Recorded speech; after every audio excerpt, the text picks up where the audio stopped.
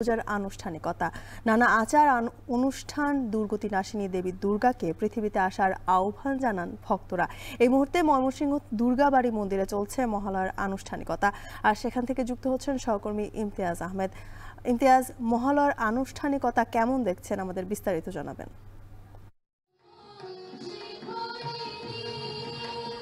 যদি প্রভাতের পূর্ণ প্রভাতে প্রথম একেবারে প্রভাতেই দুর্গতি নাশিনী দেবী দুর্গাকে পৃথিবীতে আমন্ত্রণ জানাতে অধীর আগ্রহে তার ভক্তকুলরা। মূলত হিন্দু সম্প্রদায়ের সবচেয়ে বড় যে শারদীয় দুর্গোৎসব, সেই দুর্গোৎসবের যে আনুষ্ঠানিকতার শুরু এই মহালয়ার মধ্য দিয়ে, এবং আমরা সকালে এসে দেখতে পেরেছি চণ্ডী পাঠ, পূজা অর্চনা, নানান আনুষ্ঠানিকতার মধ্য দিয়ে মূলত এই মহালয়ার আনুষ্ঠানিকতা শুরু হয়। সেখানে স্থাপন করা হয় ঘট করা বিশেষ পূজা।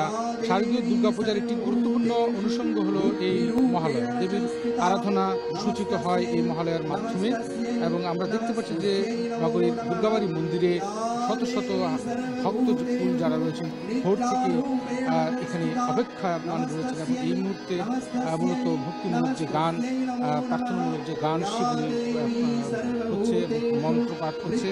পুরাণে যেটা রয়েছে, যেটা বলা হচ্ছে যে দুর্গোৎসবের তিনটি পর্ব: মহালয়া, বোধন আর সন্ধি পূজা।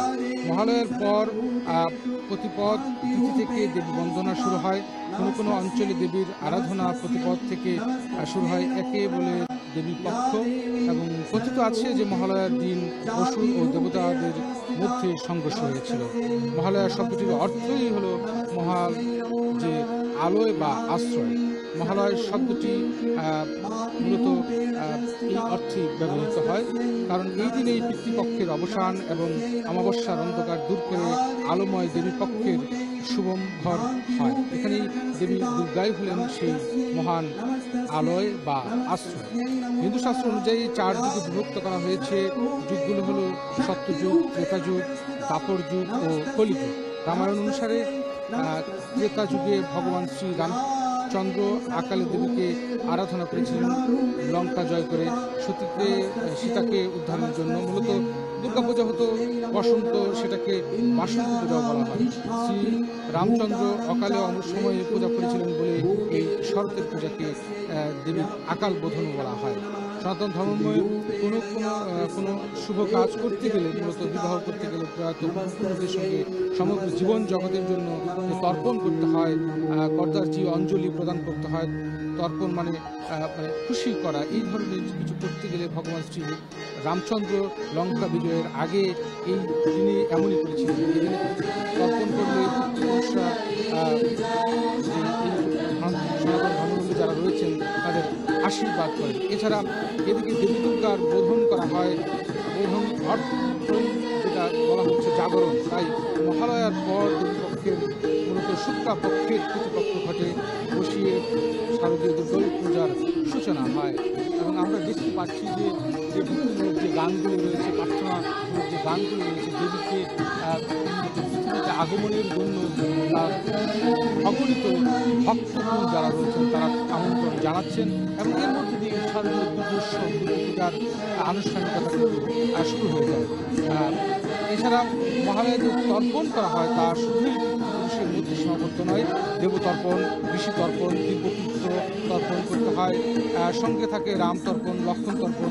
সেখানে ত্রিভুবনের সমস্ত প্রয়াতকে জলদানের মাধ্যমে তৃপ্ত করা হয় বলে শাস্ত্র রয়েছে। এমনকি তাদেরও উদ্দেশ্যে তর্পণ করা হয় জন্মান্তরে যাদের আত্মীয় বন্ধু কেউ নেই।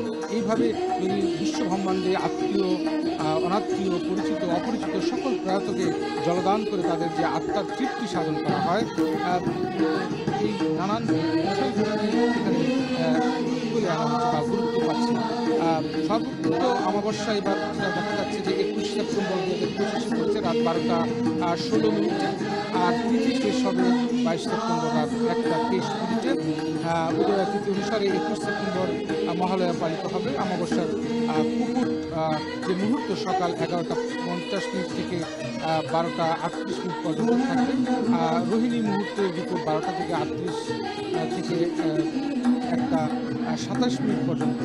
অপরাহ্নকাল দুপুর 1টা থেকে 27 থেকে দুপুর ৩টা থেকে ৫৩ মিনিট পর্যন্ত সর্বকৃত অমাবস্যা কখন থেকে যে শুরু হবে সেই বিষয়টি বিভিন্নভাবে শাস্তি রয়েছে। যদিও যারা হিন্দু ধর্মাবলম্বী, যারা ধর্মগুরু রয়েছেন, পণ্ডিত রয়েছেন, তারা এই বিষয়টি আরও ভালোভাবে উল্লেখ করতে পারে। তো আমরা দুর্গাবাড়ির মন্দিরে রয়েছি।